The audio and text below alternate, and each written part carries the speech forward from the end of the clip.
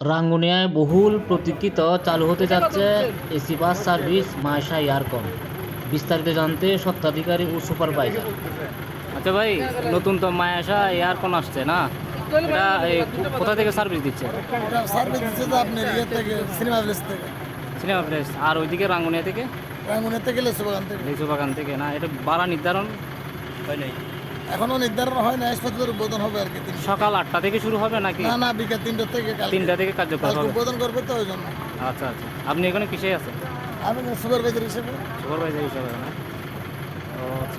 আসসালামু আলাইকুম রহমতুল্লাহ বরকাত।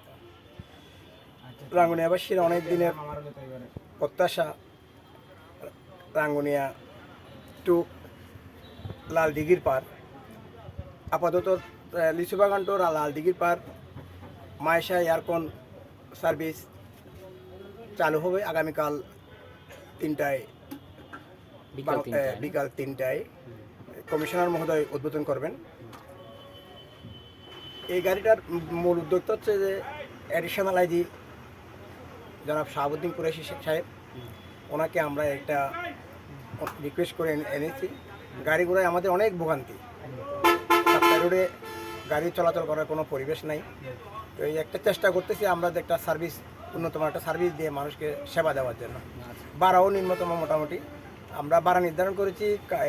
লিচু বাগান থেকে যদি যায় সিনেমা প্লেস যায় তখন 150 টাকা ভাড়া হবে, আর লিচু বাগান থেকে বদ্রাট আসলে 120 টাকা, আর এইখানে যেখানে নামবে ওঠানামা করবে 100 টাকা ভাড়া, প্রতি ট্রিপ 100 টাকা।